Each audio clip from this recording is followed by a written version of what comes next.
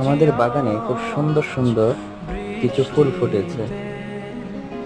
বৃষ্টি বাদলের হাওয়ায় দুলিয়ে যাচ্ছে ফুলের গাছগুলো। টুপ টুপ বৃষ্টি পড়ে গাছগুলো ভিজে গিয়েছে। মনের এক প্রশান্তি কাজ করছে। সাথে রয়েছে বজ্রপাত, বৃষ্টি। সত্যি মুহূর্তটা খুবই অসাধারণ।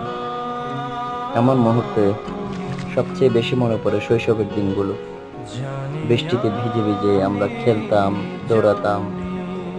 অনেক কিছুই মিস করে চলে এসেছি জীবনের একটা পর্যায়ে, যেখান থেকে ফিরে যাওয়া দুঃসাধ্য বিষয়।